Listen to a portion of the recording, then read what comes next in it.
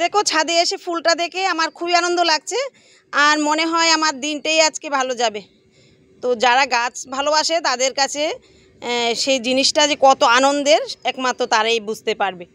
Friends, আজকে সকালবেলায় চলে এলাম ছাদে আর এখন হয়তো 6টা বাজে। দেখো ছাদে এসে কি আনন্দ লাগছে, ছোটো গাছটাতে ফুল চলে আসলো আর খুবই আনন্দ লাগছে। আমার মতো যারা বাগান করে তারাই বুঝতে পারবে যে কত আনন্দের এই বিষয়টা। আমার নিচের বাগানে তো প্রচুর ঢেঁড়স গাছ আছে, তোমরা দেখতেই পাচ্ছ। আর আমি কিন্তু চৈত্র মাস থেকে নিচের বাগানের ঢেঁড়সগুলি পাচ্ছি। তারপরও এই যে ছোট্ট গাছটিতে ফুল আসলো, এটা যেন আমার কাছে লাখ টাকা মূল্যের। দেখো খুবই ভালো লাগছে, মনটাই ভালো হয়ে গেছে আজকে যে আমি মাটি ছাড়া, প্রায় মাটি নেই বললেই চলে, মাটি ছাড়া বস্তাতে এই গাছটা লাগিয়ে আজকে প্রথম ঢেঁড়স ফুল পেলাম।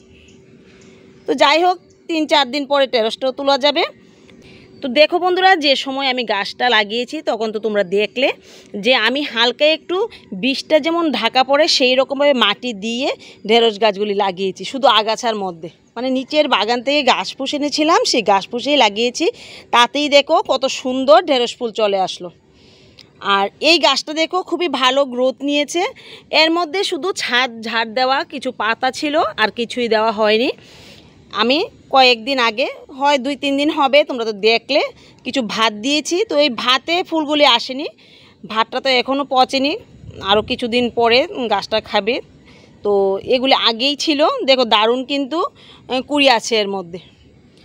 তো তোমরাও এইভাবে কিছু বীজ লাগিয়ে দাও, এখনও সময় আছে, কিছু বীজ লাগিয়ে দাও। আর দেখবে খাবার চেয়ে আনন্দটাই বেশি। আর মূলা গাছগুলি তো মনে হচ্ছে ভালোই হবে, দেখা যাক। তো আকাশটাও খুবই অন্ধকার, আজকে সকালবেলা উঠে আকাশটা অন্ধকার দেখলাম। বৃষ্টি তো মনে হয় এখনই চলে আসবে। দেখো পূবের আকাশটা একদম মেঘলা করে রেখেছে, তো যখন তখন বৃষ্টি চলে আসতে পারে, কিছু বলার নেই। এখন তো বর্ষাকাল। তো আজকে আর গাছে জল দেব না, শুধু বাগানটা ঘুরে তোমাদের দেখাবো, ছাদ বাগানটা। দেখো কলমি শাকগুলো কিন্তু দারুণ বড় হয়ে গেছে, এর মধ্যে কিছু লাল শাকও আছে। তো আজকে এগুলি তুলবো না, আজকে নিচের বাগান থেকে কিছু কলমি শাক তুলবো। প্রচুর কলমি শাক হয়ে রয়েছে নিচের বাগানে। আর এখানে দেখা যাচ্ছে মূলার বীজগুলি ফুটতে শুরু করলো। তো দেখা যাক কতটুকু হয়। আমি এইগুলি শাকের জন্য দিয়েছি, মূলা হলে হবে, না হলে নাই, এগুলি শাকের জন্য তুলে নেব। আর এখানে ডাঁটাগুলি দেখো ভালোই বড় হয়েছে। আর মিষ্টি আলু গাছটাও দেখো ভালো বড় হয়েছে। তো তোমাদের দাদাভাই বলছে এখানে মিষ্টি আলু হবে না। তো দেখা যাক কতদিন রাখা যায়, মিষ্টি আলু পাতাগুলিও শাক খাওয়া যায়, দেখা যাক। আর এই বক্সটাতে দেখো প্রচুর পরিমাণে ডাঁটা আর লাল শাক উঠলো। দেখো এই ঢেঁড়স গাছগুলি গ্রোথ ভালোই, কুড়িও আছে অনেকগুলি। আর দেখো এই যে পুঁই গাছটা, মাত্র কয়েকদিন হয়েছে আমি পুঁই ডুগা নিলাম। আর দেখো আবার সুন্দর করে ব্রাঞ্চ ছাড়তে শুরু করলো। আর ব্রাঞ্চগুলিও খারাপ হয়নি, ভালোই হয়েছে। আর এই ঢেঁড়স গাছগুলিও খুবই ভালো হয়েছে, দেখো এটাও খুব ভালো হয়েছে। তো এখানে কিছু ডাঁটা বীজ ফেললাম, তো কিছু ফুটেছে কিছু ফুটেনি, ও বৃষ্টিরা পেয়েছিল। তো কয়েকটা আছে, ঠিক আছে, আবার কিছু লাগিয়ে দেব, ডাঁটা কিংবা মূলা শাক। আর এখানে তো মূলাগুলি মনে হচ্ছে বড়ই হচ্ছে 2টা বক্সে। আর এই কলমি শাকগুলি দেখো ওই দিন তো তুলে নিলাম, তোমরা দেখতেই পেলে, এখন আবার সুন্দর করে বড় হয়ে গেছে। তো এগুলি আর ওই বক্সের শাকগুলি একদিনে তুলে নেব। আর দেখো বন্ধুরা, ওই যে বক্সটা দেখিয়েছি তোমাদের, কলা গাছ দিয়ে ভরে নিয়েছি। দেখো সুন্দর করে, আমি তো ভাবছিলাম যে ডাঁটা হবে, তো হয়তো ডাঁটার সাথে কয়েকটা লাল শাকের বীজও ছিল। আমি তো লাল শাকের বীজও রাখলাম, ডাঁটার বীজও রাখলাম, শুকিয়েছি, হয়তো মিশে গেছে। অনেকগুলি লাল শাকও কিন্তু ফুটলো। আর এই বক্সে ভালো করে ফুটেনি, বৃষ্টিটা পেয়েছে, তো সাইড দিয়ে কিছু ফুটলো আর মাঝখানটা ফাঁকা রয়ে গেছে। তো এই জায়গাটা কুড়ে আবার কিছু বীজ দিয়ে দেব। আর এখানে দেখো অনেকগুলি লাল শাকই ফুটলো।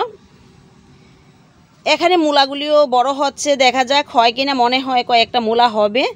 আর এখানে দেখো প্রচুর পরিমাণে লাল শাক ডাঁটা বীজ ফুটলো। তো বন্ধুরা, তোমরা এইভাবে সহজ পদ্ধতিতে চাষবাস করতে পারো। আর যাদের জায়গা নেই, বেলকনিতে একটু একটু করে লাগিয়ে খেতে পারো। তবে বন্ধুরা, সব কিছু তো খাওয়া দাওয়া দিয়ে হয় না, মনটাও কিন্তু ভালো থাকে। এখন যে একঘেয়েমি একটা জীবন, শুধু মোবাইলের যুগ, মোবাইল দেখে দিন কাটে। তো এরকম একটা দিনে যদি আমরা কিছু ছাদ বাগান করি তাহলে কিন্তু এই মোবাইলের নেশাটা থেকে ফিরে আসতে পারবো। আর যতটুকুই হয় মনটা খুব ভালো লাগে, একটু কাজকর্মে থাকা যায়। বসে বসে খাওয়ার চেয়ে বসে বসে খেতে খেতে কিন্তু আমরা রোগাগ্রস্ত হয়ে পড়ছি। তো একটু একটু বাগান করলে মনটা যেমন ভালো হয়, ব্যায়ামের কাজটাও হয়ে যায়। তো অনেকে তো সকালবেলা ব্যায়াম করতে চায় না, যদি বাগান করা যায় তাহলে কিন্তু ওই ব্যায়ামের কাজটাও হয়ে যায়। বাগানটাও কিন্তু একটু পরিশ্রম করতে হয়, তো ব্যায়ামের কাজটা হয়ে যায়, তো আমরা সুস্থ থাকতে পারি এইভাবে। তো বন্ধুরা চলো, অনেকক্ষণই বক বক করলাম, তো এখন নিচের বাগানে যাওয়া যাক, দেখি আজকে নিচের বাগান থেকে কি কি পাই।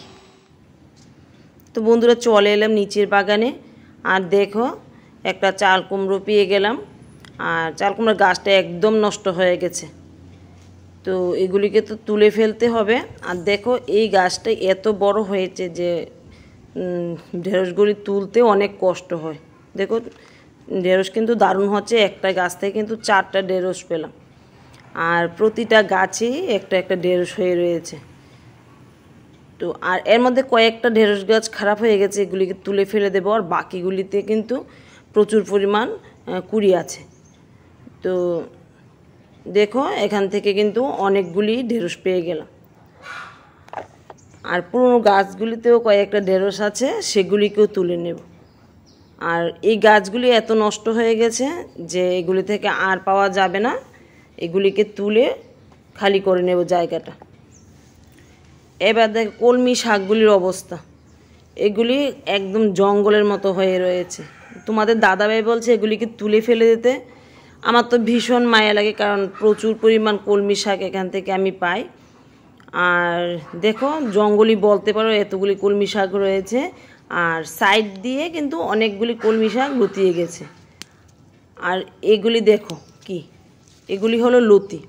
আমি এখানে কয়েকটা কচু শাক লাগিয়েছি, মানে কচু গাছ লাগিয়েছি শাক খাওয়ার জন্য।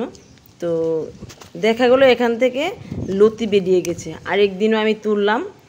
আর এই গাছটা দেখো, এই গাছটা লাগাইনি, কিন্তু বক্সে যে আবর্জনাগুলি রেখেছিলাম তার মধ্যে গাছটা উঠেছিল, তো আমি তুলে ফেলিনি, ভাবলাম কচু শাক খাওয়া যাবে।